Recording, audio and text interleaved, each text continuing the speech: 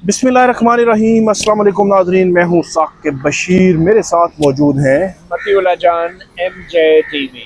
हम आज बात करेंगे 5 जजेस इस्लामाबाद हाई कोर्ट के सिटिंग जजेस। उन्होंने सुप्रीम कोर्ट का रुख किया। सुप्रीम कोर्ट से इंसाफ के हुसूल के लिए वो ख़ुद चल कर यहाँ पे आए और यहाँ पे अपनी जो दरख्वास्तें हैं वो जमा करवाईं। जो जुडिशल हिस्ट्री है उसमें ऐसी मिसालें बहुत कम ही मिलती हैं। साबिक चीफ जस्टिस इफ्तिखार मोहम्मद चौधरी, उनको हटाया गया था। उस वक़्त वकला तहरीक शुरू हुई। फिर जस्टिस काजी फ़ाइज़ ईसा का मामला भी आया, जस्टिस शौकत अज़ीज़ सिद्दीकी का मामला भी आया। लेकिन एक ही आइनी अदालत यानी कि हाई कोर्ट के 5 सिटिंग जजेस वो एक जो है वो साइल बनकर सुप्रीम कोर्ट आए हों, ऐसा कभी नहीं हुआ। हम बात करेंगे, एक तो 5 जजेस की जानिब से अलग अलग 5 पिटीशन फाइल की गई हैं 184(3) के तहत। इस पे हम बात करेंगे। और दूसरी हमारी जो आज का डिस्कशन का मौजू होगा वो साकिब, ये CPLA है, लीव टू अपील, जिसके लिए रिक्वेस्ट की जाती है सुप्रीम कोर्ट के सामने हाई कोर्ट के फैसलों के खिलाफ अपील होती है। और ये कोई कॉन्स्टिट्यूशन पटिशन नहीं, ये एक रूटीन में ये एक अपील है जो आइन में हक दिया गया है हाई कोर्ट के किसी भी फैसले के खिलाफ। मगर इससे पहले कि हम इन दरख्वास्तों पर बात करें, मैं साकिब ये भी क्लियर करना चाहूँगा कि ये वाकई तारीख में पहली बार हुआ है कि एक जज जिसको काम से रोक दिया गया है वो चल कर सुप्रीम कोर्ट में यहाँ पे आया है। एक आम शहरी की तरह दाखिली रास्ते के ऊपर शनाख्ती कार्ड जमा कराया है, उसने एंट्री पास लिया है और अंदर जाके अपनी दरख्वास्त भी जमा कराई है। इससे पहले जो साकिब बशीर ने इफ्तिखार मोहम्मद चौधरी की मिसाल दी, तो उस वक्त उनके वकला थे बैरिस्टर एतजाज एहसन, उन्होंने ये दरख्वास्तें जमा कराने का सारा अमल मुकम्मल किया था। और ख़ुद इफ्तिखार मोहम्मद चौधरी भी कभी कमरा अदालत में अपनी दरख्वास्त के लिए बैठे भी नहीं। वो सिर्फ और सिर्फ सुप्रीम कोर्ट में तब आते थे जब सुप्रीम जुडिशल काउंसिल उन्हें तलब करती थी और वो जुडिशल काउंसिल के इजलास में जाते थे। तो ये और दूसरी बार जो किसी जज ने खुद पेश हुआ है या दरख्वास्त दी है तो वो काजी फ़ाइज़ ईसा थे, जो जिनको बतौर जज उनको हटाया नहीं गया था और उन्होंने अपने खिलाफ दिए गए सुप्रीम कोर्ट के फैसले को जब चैलेंज किया नज़रसानी के मरहले पे, तो उस वक्त काजी फ़ाइज़ ईसा ने इन पर्सन यानी ज़ाती तौर पर पेश होकर कमरा अदालत में अपना केस लड़ा। वो भी एक तारीख थी।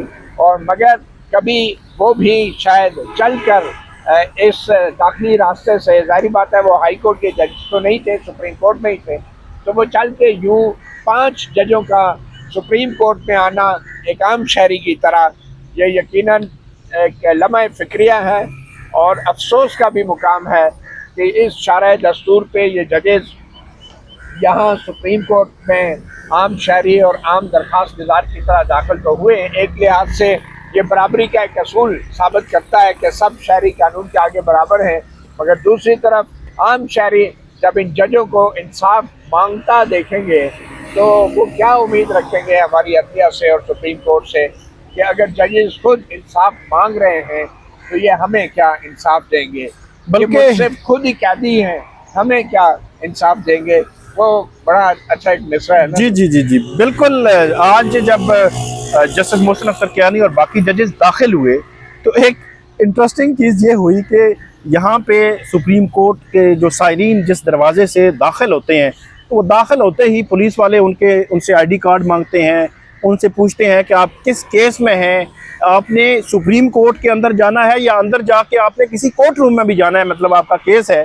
तो वो अलग अलग पासेस जो है वो जारी होते हैं, तो वो पूछते हैं ठीक ठाक। तो पुलिस वाले अपने उसी रंग ढंग में थे, उन्होंने जस्टिस मोहसिन अख्तर कियानी से पहले लम्हे पूछा कि आप वकील हैं। हाँ, मतलब ब्लैक उसमें पहचाना नहीं, तो वो उसी रंग ढंग में उन्होंने पूछा आप वकील हैं।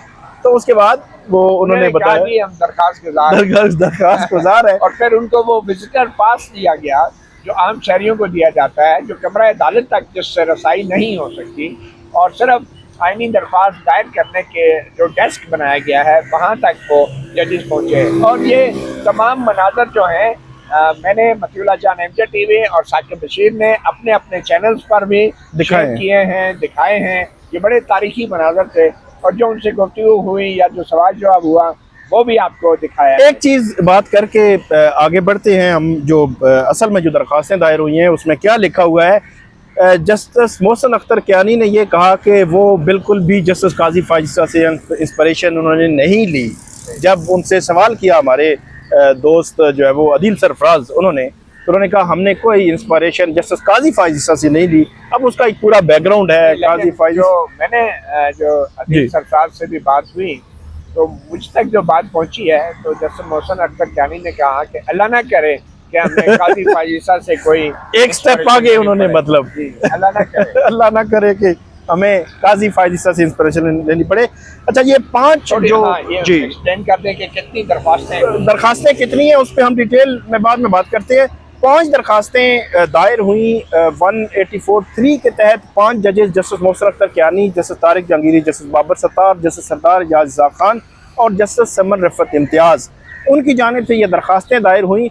और ये दरखास्तें जो है वो जब से chief justice Sarfaraz Dogar Islamabad high court में आए हैं फरवरी 3 से, तब से लेकर अब तक जितने भी इवेंट्स हुए हैं उनका अहाता करती हैं। अगरचे इससे पहले जो उन्होंने 6 जजेस ने खत लिखा था 25 मार्च 2024 को, उसका हवाला भी इसमें मौजूद है। लेकिन इसका फोकस जो है वो ये है कि जिस लम्हे justice Sarfaraz Dogar Islamabad high court inter होते हैं उसके बाद से लेकर अब तक इस्लामाबाद हाई कोर्ट में क्या होता रहा, तफसीलात तो आपको आगे चलकर बताते हैं।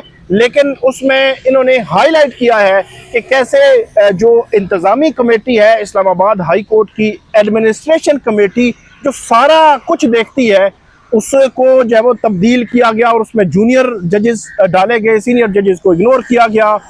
बेंचेस की किस तरह तब्दीली होती रही, सिंगल बेंचेस से केसेस निकाले जाते रहे जो ये सीनियर जजेस हैं इनके बेंचेस से, और इनके बेंचेस कैसे ख़त्म होते रहे। और फिर मास्टर ऑफ रोस्टर के तहत किस तरह जो चीफ जस्टिस हैं वो अपना कुल्ली इख्तियार लेकर बैठ गए कि सारा कुछ इख्तियार उनका है।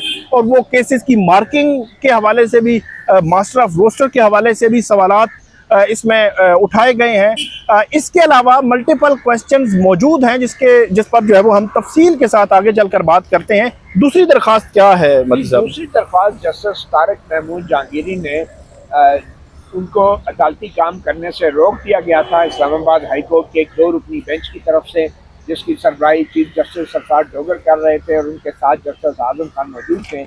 तो जस्टिस तारिक महमूद जहांगीरी ने अदालती काम से रोके जाने के उस अदालती हुक्म के खिलाफ सुप्रीम कोर्ट में ये अपील दायर की है।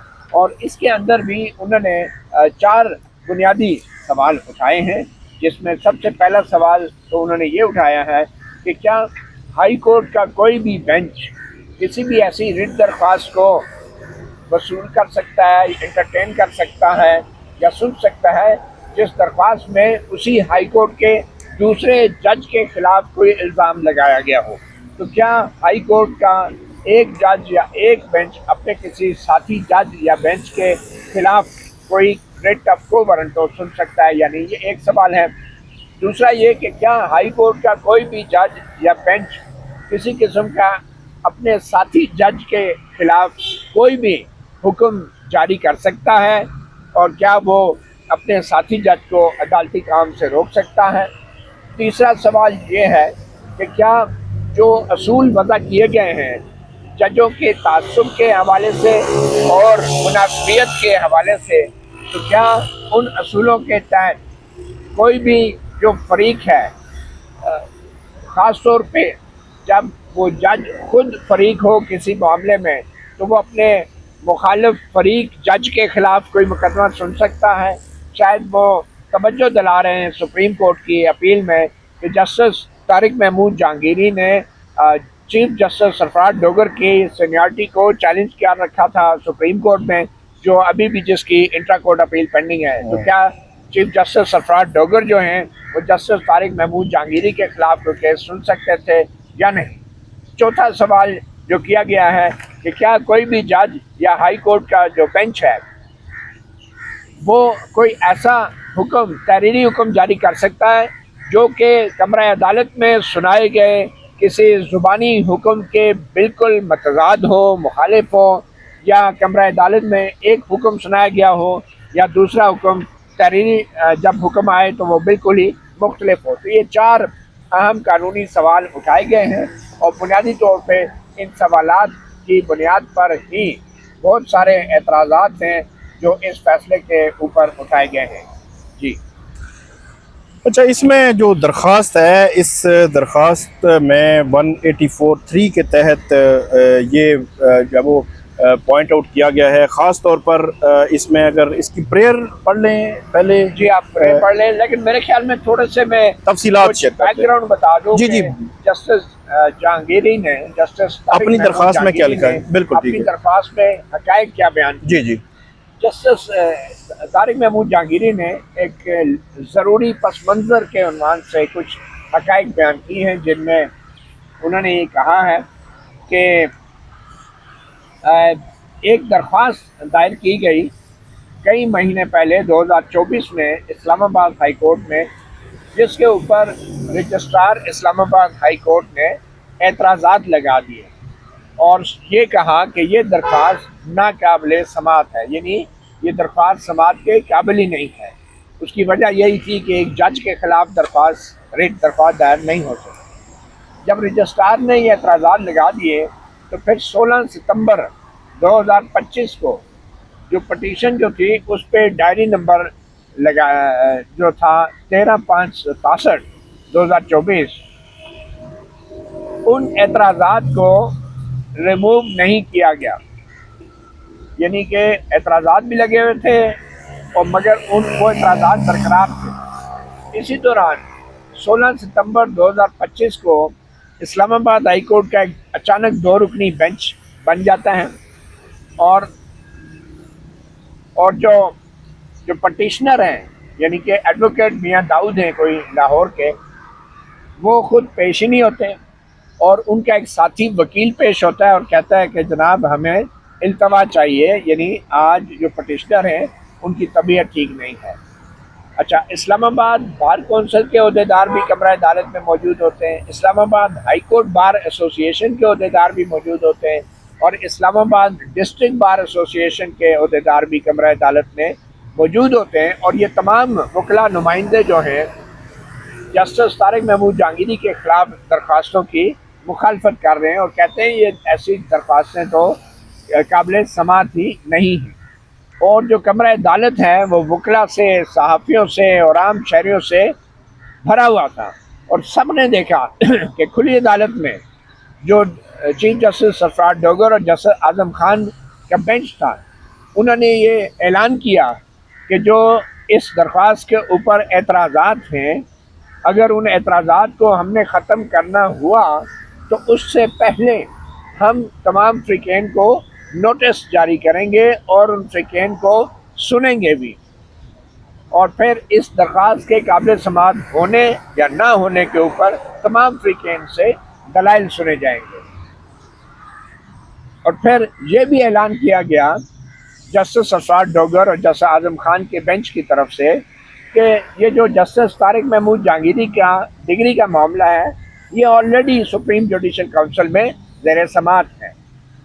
और फिर डिवीज़न बेंच ने यह भी कहा कि जब तक सुप्रीम जुडिशल काउंसिल का फैसला नहीं आता, इस्लामाबाद हाई कोर्ट इस मामले में कोई फैसला नहीं सुनाएगी। अब ये सारा तसल्ली दे दी साकिब बशीर जो कि जस्टिस जहांगीरी बता रहे हैं कि सब वकला नुमाइंदों, शहरियों, मीडिया को सबको तसल्ली दे दी कि हम कुछ नहीं करने जा रहे जब तक हम नोटिस नहीं। अभी तो एतराज़ात लगे हैं।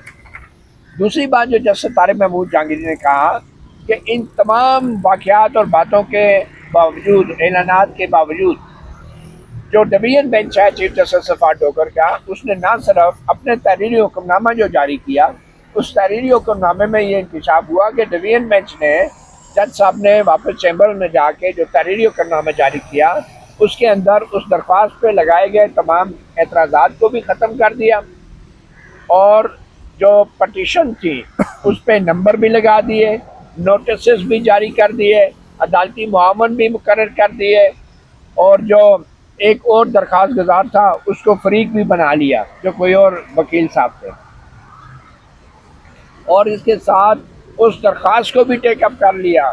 जो एडवोकेट मियां दाऊद की दरख्वास्त थी कि जज साहब को काम से रोका जाए, उसको भी टेकअप कर लिया और उस पर भी ऑर्डर जारी कर दिया कि जज साहब जो हैं वो अदालती जिम्मेदारियां नहीं निभाएंगे जब तक सुप्रीम जुडिशल काउंसिल का फैसला नहीं आता। और इस वजह से जस्टिस तारिक महमूद जहांगीरी ने कहा कि मुझे अदालती काम से रोक दिया गया, और फिर उन्होंने कहा कि ये बुनियादी तौर पे एक गैर कानूनी हुक्म है और ऐसे अदालती हुक्म की कोई नज़ीर नहीं है, कोई मिसाल नहीं मिलती हमारी अदलिया की तारीख में, और ये अदलिया की आज़ादी के ऊपर एक जानलेवा हमला है। इसलिए ये जो पटिशन है ये दायर की जा रही है। तो ये वो हक़ाइक़ बताए हैं जस्टिस तारिक महमूद जहांगीरी ने, और आगे जाके उन्होंने बहुत सारे कानूनी और आइनी सवालात भी उठाए हैं।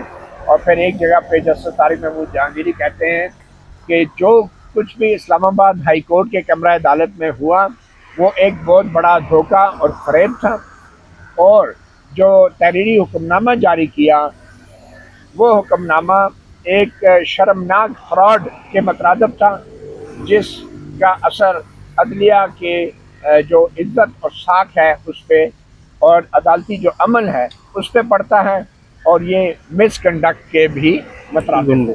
तो ये बुनियादी नुक्ते जो जस्टिस तारिक महमूद जहांगीरी ने उठाए हैं अपनी इस अपील के अंदर, उसमें उन्होंने अखबारात के तराशे भी लगाए हैं ये साबित करने के लिए, और वो जो ट्वीट्स हैं, सोशल मीडिया की ट्वीट्स हैं, जिसमें साकिब बशीर आपकी भी ट्वीट्स हैं, जिसमें वो बता रहे हैं कि इवन मीडिया को भी कमरा अदालत से खबर ये नहीं मिली थी कि जज साहब को काम से रोक दिया गया है। तो उन्होंने वो तमाम शवाहिद जो हैं वो इनेक्स किए हैं। फिर उन्होंने ये भी कहा है कि जो कमरा अदालत में वकला मौजूद थे उन वकला का हल्फिया बयान भी जो है वो रिकॉर्ड पे लाया जाएगा। अच्छा, आखिर में कुछ अहम खबरें हैं। खबर ये है कि जस्टिस तारिक महमूद जहांगीरी की जो अपील है उस पर नंबर लग गया। अच्छा, नंबर लग गया, नंबर लग गया है, और वो नंबर है 4547। ठीक है। और मगर उसके साथ जो 5 ये आइनी दरख्वास्तें हैं, वो आइनी दरख्वास्त में भी जस्टिस तारिक महमूद जहांगीरी ने एक आइनी दरख्वास्त भी दायर की है। वो 5 की 5 एक ही दरख्वास्त है बुनियादी तौर पे, मगर उन्होंने खुद को इंडिपेंडेंट पटिशनर के तौर पे पेश करने के लिए अलग अलग उसके सेट बनाए हैं और उन पे अलग अलग दस्तखत किए हैं। और वो जो दरख्वास्तें हैं, अब जो बड़ी खबर है, जो ज़राए ये बता रहे हैं कि ये जस्टिस तारिक महमूद जहांगीरी की जो अपील है, एक तासुर ये था कि ये तो चली जाएगी पुराने बेंचों के सामने, आइनी बेंच के सामने रेगुलर बेंच नहीं जाएंगी, ये रेगुलर बेंच के सामने जाएंगी। और जो आइनी दरख्वास्तें क्योंकि 184(3) के तहत हैं तो वो आइनी बेंच के सामने जाएंगी। लेकिन ज़राए ये बता रहे हैं कि चूँकि जस्टिस तारिक महमूद जहांगीरी की जो अपील है उसका भी मौजू और आइनी दरख्वास्तों का भी मौजू, उसमें काफ़ी मुश्तरक चीज़ें हैं, एक जैसे कुछ कानूनी सवालात हैं, तो अब जस्टिस तारिक महमूद जहांगीरी की और जो आइनी दरख्वास्तें हैं वो तमाम जो हैं वो आइनी बेंच के सामने लगाए जाने का कभी इम्कान है। अच्छा, कुछ जो माहिरीन कानून है, बल्कि साबिक अटॉर्नी जनरल जो है उनसे भी हमारी बात हुई, तो वो ये कह रहे थे कि तारिक जहांगीरी की जो अपील है वो रेगुलर बेंच में जाएगी। बहरहाल आपकी खबर ये है कि कभी इम्कान है कि आइनी बेंच के सामने ये मामला जाएगा। इसमें ये जो दरख्वास्त है, इस दरख्वास्त में जो अनेक्शर लगाए गए हैं उनकी तफसीलात मैं बता देता हूँ।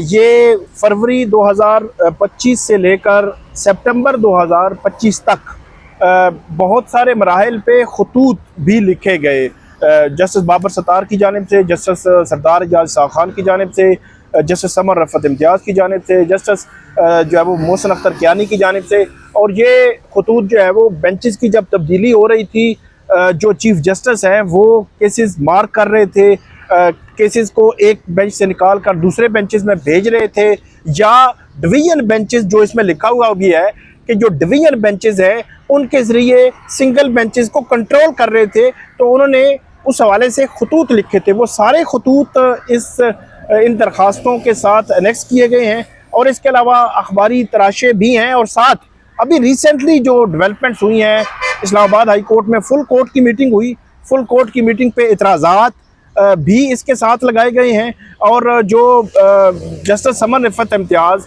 गाहे बगाहे रजिस्ट्रार इस्लामाबाद हाई कोर्ट को लिखती रही हैं। फरवरी से लेकर मार्च में मेरे ख्याल में पहला खत उनका लिखा गया कि मुझे वो जो रूल्स आपने बनाए हैं उसकी कॉपी दे दें, क्योंकि कहा जा रहा है कि रूल्स की कोई मंजूरी हुई है। तो मैं तो फुल कोर्ट में नहीं थी, अगर फुल कोर्ट कोई हुई है तो वो उन खतूत, 2-3 खतूत हैं उनके, जो हर महीने लिखे जाते रहे रजिस्ट्रार को कि हमें बताएं, मुझे बताएं और मुझे कॉपी जो है फ्राहम करें, वो इसके साथ लगाए गए हैं। जो हरेसमेंट कमेटी का ये सारा एक मामला बना, जो जस्टिस समर रिफत इम्तियाज़ है उनका नोटिफिकेशन, उनकी तैनाती का कम्पिटेंट अथॉरिटी, फिर उनकी तब्दीली, जस्टिस इनाम अमीर मिनाज की कम्पिटेंट अथॉरिटी तैनाती का नोटिफिकेशन, ये सारे इसके साथ जो है वो एनेक्स किए गए हैं। बुनियादी तौर पर बताने का उनका मकसद ये है कि इस्लामाबाद हाई कोर्ट के जो इंतज़ामी उमूर में जो इख्तियारात हैं उनको कैसे इस्तेमाल करके जो जजेज़ हैं, ख़ास तौर पर ये जजेज़, इनको साइड लाइन किया जा रहा है। इनके हवाले से जो केसेस हैं, इनसे या तो केसेस, इनके नए केसेस उस तरह भेजे नहीं जाते, और पुराने केसेस में भी कोई इशू हो तो टेक्निकली उससे निकाल कर किसी और बेंच में चला जाता है। तो वो ये सारे जितने भी खतूत हैं, खतो किताबत, इसके साथ जो है वो एनेक्स की गई है। तो इसकी प्रेयर और ग्राउंड क्या है? देखिए, 5 जजों ने ये जो आर्टिकल 184(3) के तहत ये जो दरख्वास्तें दायर की हैं, इनमें सबसे पहला उन्होंने जो रेलिवेंट फैक्ट्स हैं उनको बयान किया है पस मंज़र के तौर पे। तो उन 5 जजों ने सबसे पहला जो फैक्ट बयान किया है उसमें वो कहते हैं कि ये इस्लामाबाद हाई कोर्ट के अंदर जो मलबा गिराने वाली एक टीम है, उसको लाया गया ताकि जो हम 5 जजेज़ हैं, जो आज़ाद इंडिपेंडेंट जजेज़ हैं, जो कि अपनी अदालती काम में किसी की मुदाखलत बर्दाश्त नहीं करते, उनको सज़ा दी जाए। यानी हम 5 जजों को बतौर सज़ा देने के लिए इन नए जजें का तबादला करके इस्लामाबाद हाई कोर्ट में लाया गया। और उसको वो आपको याद है कि एक खत में भी शायद जस्टिस सरदार एजाज खान ने अपने जुडिशल ऑर्डर में लिख दिया था कि ये डिमोलिशन स्क्वाड है जो लाया गया था। अच्छा, पहले वो कहते हैं कि जो chief justice Islamabad high court chief justice Aamir Farooq थे, माजी में पटिशनर जजेस ने हुकूमती इदारों की अदालती मामलात में मुदाखलत के बारे में उनको बताया था और किस तरीके से यानी कि इन जजों को दबाव डाला जा रहा था मखसूस फैसले हासिल करने के लिए। और ये तमाम चीज़ें जो हैं उस वक्त के chief justice Islamabad high court Aamir Farooq को गैर रस्मी तौर पे तमाम जजेस के साथ एक मुलाकात में भी बताई गई थी। अच्छा, फिर उसके बाद क्या हुआ कि इस दरख्वास्त में फिर कहा गया है कि chief justice of Pakistan Umar Ata Bandial से भी मुलाकात की गई 2 मई 2023 को, उनको भी बताया गया। और फिर उसके अलावा जो है chief justice Islamabad high court के साथ बहुत सारे जो मीटिंगें होती रही, उसमें बार बार ये इशूज़ को उठाया जाता रहा। और फिर 6 जजेस ने काजी फाइज ईसा की मुलाकात का भी जिक्र है कि काजी फाइज ईसा के साथ मुलाकात करके उनको भी बताया गया बिल्कुल कि ये हो रहा है। 10 मई 2023 को एक खत लिखा चीफ जस्टिस के नाम, ये अपने चीफ जस्टिस आमिर फारूक के नाम, और बताया गया कि किस तरीके से हमें ज़बरदस्ती दबाव डाला जा रहा है मखसूस फैसले लेने के लिए।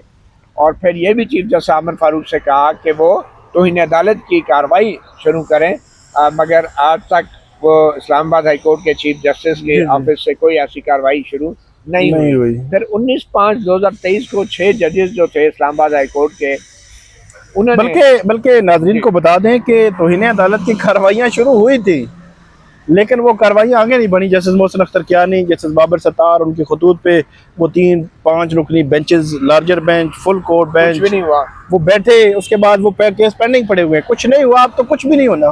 ठीक है, फिर ये बताते हैं कि सुप्रीम कोर्ट में चीफ जस्टिस बंदयाल से मुलाकात हुई थी, जस्टिस एजाजुल हसन जो बाद में इस्तीफा दे के भाग गए थे, और फिर जो सीनियर प्यूरी जज जस्टिस काजी फैसा, उनसे भी मुलाकात हुई, मगर ये तमाम मुलाकातें बेसूद रही और कोई इदारे ने कोई एक्शन नहीं लिया इन जजों को तहफ़्फ़ुज़ देने के लिए।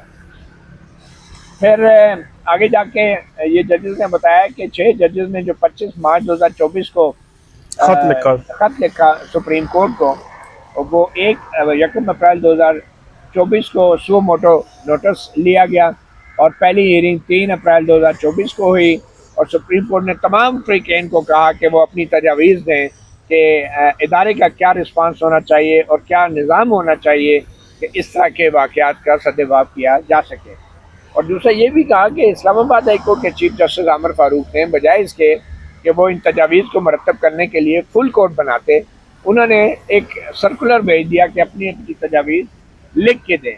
और फिर जस्टिस बाबर सत्तार, जस्टिस अरबाब मोहम्मद ताहिर और जस्टिस समन रिफत ने जो है वो तजावीज़ लिख के दी। चीफ जस्टिस ऑफ पाकिस्तान के नाम खतून लिखे और ये भी कहा चीफ जस्टिस आमिर फ़ारूक को इस्लामाबाद हाई कोर्ट के भाई फुल कोर्ट मीटिंग बुलाई जाए। और फिर ये इस तरह सिर्फ ऑर्डर सर्कुलेट करने से कुछ नहीं होता, मगर चीफ जस्टिस आमिर फ़ारूक ने वो मीटिंग नहीं बुलाई। फिर ये आखिर में बताया कि आखिरी जो फुल कोर्ट मीटिंग हुई 23 अप्रैल 2024 को, वहाँ पे ये मुत्तफ़िक़ा तौर पे फैसला हुआ था कि एक बाकायदा रिपोर्टिंग मैकेनिज़्म और रेमेडियल एक्शन जो है वो लिए जाएंगे अगर किसी भी हुकूमती इदारे की तरफ से मुदाखलत होती है। वो तमाम तजावीज़ सुप्रीम कोर्ट ऑफ पाकिस्तान को दे दी गई हैं और SMC 1/2024 जो है वो आज तक सुप्रीम कोर्ट में पेंडिंग है और किसी किस्म की कोई ठोस कार्रवाई उस पर नहीं हो सकी। फिर आगे जाके उन्होंने जजों के तबादलों की तफसीलन जिक्र किया और फिर उन्होंने वही अपना मौक़िफ़ दोहराया जो उन्होंने एक दरख्वास्त के ज़रिए सुप्रीम कोर्ट में बयान किया था। और फिर सुप्रीम जुडिशल काउंसिल के इजलास का भी हवाला दिया और फिर चीफ जस्टिस आमिर फ़ारूक को ऊपर बुला लिया गया सुप्रीम कोर्ट में। और जजेस जो और इसमें एक और चीज़ बड़ी इंपॉर्टेंट है, आमिर फ़ारूक के ऊपर लाने के लिए जुडिशल कमीशन का इजलास बुलाया जा चुका था 11 या 10 फरवरी को और 27 फरवरी को 27 जून को सर्कुलर हुआ था जुडिशल कमीशन के इजलास का। तो आमिर फ़ारूक साहब ने एक तो तीनों जजेस को ट्रांसफ़र में अपनी कंसल्टेशन दी और उन्होंने एग्री किया और उसके बाद 3 फरवरी को जिस दिन जस्टिस सरफराज डोगर, जस्टिस खादम हुसैन सुमरो और जस्टिस आसिफ ट्रांसफ़र हुए, सेम डे इन्होंने लिखा है कि जो एडमिनिस्ट्रेशन कमेटी है वो तब्दील कर दी। मतलब एक आमिर फ़ारूक साहब जो 10 फरवरी को सुप्रीम कोर्ट आ रहे थे, उन्होंने एडमिनिस्ट्रेशन कमेटी जो है वो बना दी। लाहौर के पहले दिन जज आए, पहले 2 घंटे में वो कमेटी में उनको शामिल कर लिया और फिर सिंध से आए फ्रेश जज को शामिल कर लिया। एडमिनिस्ट्रेशन कमेटी मतलब कि इंतज़ामी कमेटी के उनको शामिल कर लिया। और आमिर फ़ारूक साहब ने 3 फरवरी से लेकर 10 फरवरी तक कुछ ऐसे इकदामात भी किए जिन पर सवालिया निशान था। और उसमें से एक सबसे अहम जो था, जो आपने भी जिक्र किया कि चीफ जस्टिस सरफराज डोगर ने अपने इंतज़ामी अख्तियार इस्तेमाल करते हुए इन दरख्वास्त गुज़ार जजों को बतौर जज गैर फाल कर दिया। अदलिया की जो आज़ादी थी उसको अंडरमाइन किया और जो इस्लामाबाद हाई कोर्ट की साख थी उसको भी ख़राब किया। तो उसकी भी तफसीलात उन्होंने लिखी है कि कैसे कैसे कितने सैकड़ों केसेस जो हैं उनके बेंचेस से बगैर किसी वजह के चलते मुकदमात को उनसे छीन लिया गया। ये NOC का भी जिक्र किया, हम इस पे बात कर चुके हैं पहले। वो जो बैरून मुल्क जाने के लिए NOC की जो शर्त है वो भी इकायद की गई कि NOC भी लेना है। तो मजीद जजेस को जो है कंट्रोल करने की कोशिशें की जा रही हैं और फिर जुडिशल पावर का इस्तेमाल करके जो साथी जजेस हैं उनके जो अदालती अख्तियारात हैं उनको कम किए जाने की भी कोशिशें हो रही हैं। तो बारे ये जो आईनी इसमें उन्होंने मांगा क्या है, ये पर्दे सिर्फ इस्तदा उन्होंने यही जो आखिर में जो उन्होंने प्रे किया वो तकरीबन 11 के करीब जी पॉइंट्स है। उन्होंने कहा है कि जो इंतज़ामी जो अख्तियारात हैं उनको इस्तेमाल नहीं किया जा सकता अदालती अख्तियारात को महदूद करने के लिए। ये सुप्रीम कोर्ट डिक्लेयर करे कि जो कोई भी जजेस हैं वो अपने जो इंतज़ामी अख्तियारात हैं, यानी जो चीफ जस्टिस हाई कोर्ट है वो इंतज़ामी अख्तियार को इस्तेमाल करके अपने साथी जजों का अदालती अख्तियार महदूद नहीं कर सकता। और फिर ये भी कहा है कि चीफ जस्टिस जो हाई कोर्ट का होता है उसको ये अख्तियार नहीं है कि वो अपनी मर्ज़ी के बेंचेस बनाए। ख़ास तौर पे जब एक हाई कोर्ट का बेंच ऑलरेडी मुकदमात सुन रहा है तो चीफ जस्टिस का कोई अख्तियार नहीं है कि वो बेंच तोड़ के वो मुकदमात किसी और जज के सामने लगा दे जाए। तीसरी जो इस्तदा की है उन्होंने कि chief justice of high court जो हैं वो दस्तयाब जजेस को वो किसी भी रोस्टर से निकाल बाहर नहीं कर सकते अपनी मर्जी करते हुए, और ये नहीं कह सकते कि अब ये जज इसके सामने कोई मुकदमा ना लगाया जाए। फिर ये भी कहा गया है कि जो बेंचों की तश्कील है और मुकदमात के ट्रांसफ़र करने का जो अख्तियार है और जो बेंचों के जो रोस्टर जारी करने का अख्तियार है वो सिर्फ और सिर्फ इस्लामाबाद हाई कोर्ट के जो कवायद हैं, जो रूल्स हैं, उनके तहत होना चाहिए, और वो रूल्स जो कि पूरी इस्लामाबाद हाई कोर्ट की इत्तेफाक से या मर्ज़ी से बने और उसके इजलास में बनाए जाएं।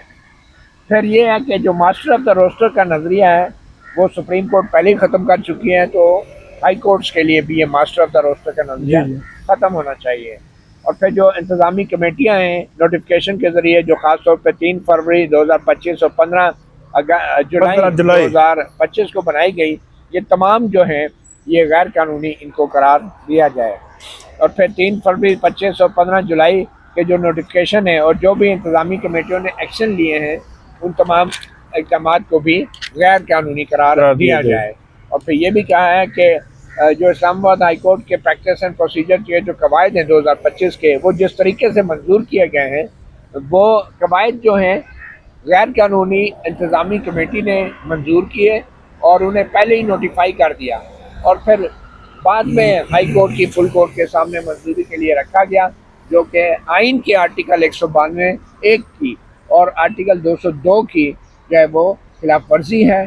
और जो ये सितंबर में इनकी मंजूरी ली गई है कि पहले आपने नाफिजुल अमल कर दिया और बाद में उसको फुल कोर्ट के सामने रखा गया, इसको भी गैर कानूनी करार दिया जाए। और फिर इस्लामाबाद हाई कोर्ट को जो है एक मौसर निगरानी का निज़ाम जो है ज़िले अदलिया के ऊपर निगरानी का निज़ाम होना चाहिए, जैसा कि आइन के आर्टिकल 203 में है और section 6 Islamabad high court act में है, ताकि इस्लामाबाद की जो ज़िले अदलिया है, जो जुडिशल इंडिपेंडेंस जिनके लिए बहुत ज़रूरी है, वो अपने फ़राइज़ जो हैं वो आइन के मुताबिक अंजाम दे सकें। और फिर ये भी कहा गया कि हाई कोर्ट जो है, ये भी करार दिया जाए कि हाई कोर्ट किसी किस्म की रिट जारी नहीं कर सकती अपने ख़िलाफ़, यानी अपनी अदालत के खिलाफ ही हाई कोर्ट कोई हुक्म जारी नहीं कर सकती। और जो डिवीज़न बेंच ने जो 2 जजों ने ऑर्डर किया है जस्टिस जहांगीरी को काम से रोकने का, वो ऑर्डर जो है वो ऑर्डर भी गैर कानूनी करार दिया जाए। और डिवीज़न बेंच के पास ये अख्तियार भी नहीं है कि वो किसी भी अपील के ऊपर बैठ के किसी सिंगल बेंच के ऑर्डर को, जो इंट्रा कोर्ट अपील है, वो उसकी प्रोसीडिंग को कंट्रोल करे। और बिल्कुल उस तरह जैसे कि वो सिंगल बेंच जो हाई कोर्ट का है वो कोई ट्राइब्यूनल है या डिस्ट्रिक्ट कोर्ट है कि जिसको रोक दिया जाए कि आप ये केस नहीं सुन सकते। मतलब ये जजेस एक दूसरे को कंट्रोल करने वाले ऑर्डर जारी ना करें। और आखिरी जो उन्होंने अपील की है कि जज हाई कोर्ट का जो होता है उसको काम करने से, अदालती फ़राइज़ अंजाम देने से नहीं रोका जा सकता, और उसके खिलाफ जो भी तहकीक होनी है या सज़ा या कार्रवाई होनी है वो सिर्फ और सिर्फ सुप्रीम जुडिशल काउंसिल में होनी है, जैसा कि आइन के आर्टिकल 209 में कहा गया है।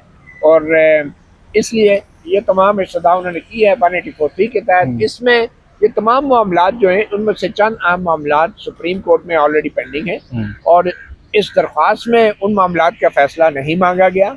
सिर्फ ये कहा गया है कि उस सुप्रीम कोर्ट में जो ज़ेर समाअत, ज़ेर इल्तवा जो दरख्वास्तें, उन पर भी जल्द फैसला किया जाए, और उसके अलावा जो इजाफी यहाँ पे सवाल उठाए गए हैं उनके जवाब जो हैं वो इस दरख्वास्त के ऊपर फैसले की सूरत में दिए जाए। तो ये आज की दरख्वास्तें थी। आज की दरख्वास्तें हैं, लेकिन इसमें जो अहम और बुनियादी सवाल है कि ये दरख्वास्तें अब कब समाअत के लिए मुकर्रर होती हैं।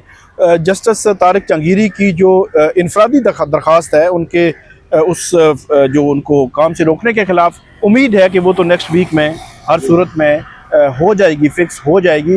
लेकिन इसमें दूसरा सवाल फिर वही है कि हमारा जो आइनी बेंच है इसने हमेशा से एग्जीक्यूटिव को, हुकूमत को सर्व किया है, और उनके अगेंस्ट अगर कोई भी, इवन ट्रांसफ़र जजेस वाले केस में भी अगर हम देखते हैं तो ट्रांसफ़र जजेस वाले केस में भी जो है वो अजीब पतली गली से वो बेंच निकला है, आइनी बेंच। तो इस आइनी बेंच की जो हिस्ट्री है वो कोई, मेरे ख्याल में कोई पॉजिटिव नहीं है।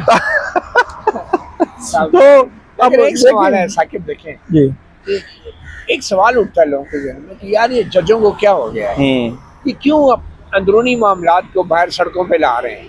देखिए इज्जत तो साझी है ना जजों की। कुछ लोग जो है प्रोपेगेंडा भी कर रहे हैं, कुछ लोग कहते हैं ग्रुपिंग कर रहे हैं, सियासत कर रहे हैं, बाहर निकल रहे हैं। ये मैं जो समझाऊं कि ये जो 5 जजेस हैं, पहले 6 थे, वो अरबाब ताहिर साहब तो अब दूसरी तरफ चले गए। जी जी जजेस भी तो यू टर्न लेते हैं ना किसी भी वजह से। तो 5 जजेस जो हैं, मैं समझता हूँ ये मजबूर हो गए हैं सुप्रीम कोर्ट आने में। इनके पास कोई रास्ता नहीं रहा, और ये उन्होंने अपनी इन पिटिशनों में भी लिखा है कि हमारे पास कोई रास्ता नहीं था मार्शवा इसके कि हम ये आईनी दरख्वास्तें सुप्रीम कोर्ट में डालें और खुली अदालत में इस पर बात हो। क्योंकि जब मई 2023 से साकिब ये जजेस पहले जाके अपने चीफ जस्टिस के सामने मिन्नतें करते रहे कि भाई रोको इन इदारों को, पब्लिक में मामला नहीं आया, पब्लिक में नहीं आने ये दिया। नाज़रीन बड़ा अहम फैक्ट है। किसी को नहीं पता था मई क्या हो रहा है। 2023 से लेकर 26 मार्च 2024 तक किसी को कुछ पता नहीं था कि सुप्रीम इस्लामाबाद हाई कोर्ट के अंदर कौन सा क्या हो रहा है? कोहराम मचा हुआ है। चीफ जस्टिस अमर किसी फारूक- मीडिया पे कोई बात नहीं हो रही और थी। चीफ जस्टिस अमर फारूक वो मामला रफा दफा कराते रहे। और मैं ये समझता एजेंसियों हूँ को कि monitor वो करके। नाअहल थे और जानबूझकर उन्होंने यहाँ तक मामलात पहुँचाए। और मैं ये भी समझता हूँ कि उन्होंने ऐसा माहौल क्रिएट किए रखा ताकि अगर उनकी सुप्रीम कोर्ट जाने की कोई बारी आ ही जाए तो वो पहुँच जाएं। कहीं जनाब वो अगर तौहीन अदालत चला देंगे या कोई ऐसी चीज़ कर देंगे तो कहीं उनको सुप्रीम कोर्ट जाने से रोक ही ना दिया जाए। तो ये मैं समझता हूँ कि बहुत इम्पोर्टेंट मफाद आमा का मामला है, पब्लिक इम्पोर्टेंस का मामला है। जब क़यादत किसी भी इदारे की नाअहल हो, नालायक हो, उसमें इतनी जुर्रत ना हो, बहादुरी ना हो कि अपने जो साथियों को वो ताकत दे सके, वही होता है जो इस्लामाबाद हाई कोर्ट के इन जजेस ने किया। फिर पब्लिकली लेटर आया सामने जी। इसी तरह सुप्रीम कोर्ट में जब काजी फायज ईसा को खत लिखा गया, उस वक्त से लेके आज तक ना तो काजी फायज ईसा जो है हिम्मत और जुर्रत का मुजाहरा कर सके, उस खत के ऊपर कार्रवाई कर सके, ना उनके बाद आने वाले जो आज भी चीफ जस्टिस याहिया अफरीदी हैं, ना उनको इतनी हिम्मत हुई है। और आज नौबत ये हो गई है कि पहले तो जजेस वकीलों के जरिए पटिशनें डालते थे, अब जजेस खुद चल के आ रहे हैं सुप्रीम कोर्ट में और यहाँ पे एंट्री पासेस बनवा के वो दरखास्तें दायर कर रहे हैं, अंगूठे लगा रहे हैं, बायोमेट्रिक करवा रहे हैं। ये मैं समझता हूँ कि क़यादत की एक नाकामी है, नाअहली है और नालायकी है, जिसकी वजह से आज जजेस जो हैं वो सड़कों पे रुल रहे हैं और ये अपने आप को अदलिया का बाप कहते हैं। इससे ज़्यादा जालिम बाप मेरे ख्याल में ये सतीला बाप तो हो सकता है कोई, लेकिन बाप नहीं हो सकता। अच्छा, आपने एक बात जो की कि इनके पास रास्ता ही नहीं बचा था। अच्छा, ये 5 जज है ना, 5 जज, पांचों की मैं बता देता हूँ कि क्या हुआ है। Justice Mohsin Akhtar Kayani senior puisne जज हैं, पिछले 10 साल से वो इस्लामाबाद हाई कोर्ट में हैं। उनका डिवीजन बेंच पिछले 2 या 3 माह से खैर से जस्टिस सरफराज डोगर साहब ने ख़त्म किया हुआ है। अच्छा, मैंने कोशिश की पता करने की आगे पीछे से कि ये क्यों ख़त्म हुआ है। उनका कोई वजह ही नहीं है। मैंने कोशिश की कि कहीं जस्टिस मोहसिन अख्तर कियानी ने कोई इनकार तो नहीं किया।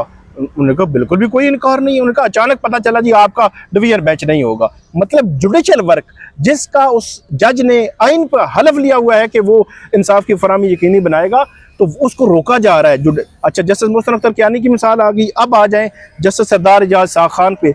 जस्टिस सरदार एजाज शाह खान की अमली तौर पर अदालत जो है वो गैर मौसर कर दी गई टेक्निकली।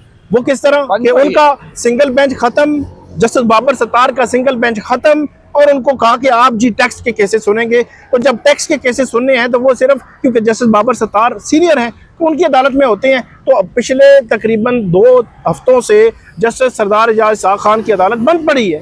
तो ये 3 जजेस हो गए। अब आते हैं चौथी जज जस्टिस समन पे। जस्टिस समन रफत इम्तियाज़ को 17 जुलाई को खुद चीफ जस्टिस सरफराज डोगर साहब ने जो हरासमेंट कमेटी है उसका वो मजाज अफसर या कंपिटेंट अथॉरिटी जो है वो बनाया, नोटिफिकेशन किया। अच्छा, मैं भी वो कह रहा था कि इन्होंने एडजस्ट करने के लिए कि चलें जैसे समन भी उधर से हैं तो उनको एडजस्ट कर लेते हैं। इनको क्या पता था कि हरासमेंट वाला मामला हमारे साथ ही ना आ जाए। तो वो बात नहीं है। जो हरासमेंट का कानून है उसमें लिखा है कि एक खातून होनी जरूरी है, लेकिन उसमें खातून को मेंबर भी बना सकते थे। उन्होंने कंपिटेंट अथॉरिटी बनाया और उसके बाद उनको अभी 15 सितंबर को 11 या 15 सितंबर को एग्जैक्ट डेट नहीं याद मुझे, तो उनको तब्दील कर दिया गया। तो 4 जजेस डायरेक्टली जो अफेक्ट हो गए और 5वें जस्टिस तारिक जहांगीरी को काम से रोक दिया गया। जस्टिस समन ने तो खत भी लिखा है जी, खत भी लिखा है, इसमें अदा किया है कि ये बिल्कुल मुल्ज़म जो जज हैं उनके खिलाफ ये कंप्लेंट बनती थी। तो 5 जज जो है वो किसी ना किसी तरह डायरेक्टली अफेक्ट हो रहे हैं और उनके पास कोई फोरम नहीं, कोई रास्ता नहीं। वो निशाने पे बिल्कुल निशाने। क्या बड़ा जो है उसने खिड़कियों के पर्दे भी गिरा दिए हैं, दरवाजे भी खोल दिए हैं और महल्लेदार जो हैं वो क्या कहते हैं, दीवार क्या गिरी मेरे कच्चे मकान की, लोगों ने मेरे सहन में रास्ते बना लिए। इजाज़त दीजिए साकिब बशीर को और मतीउल्लाह जान MK TV को। अल्लाह हाफ़िज़। अल्लाह हाफिज़।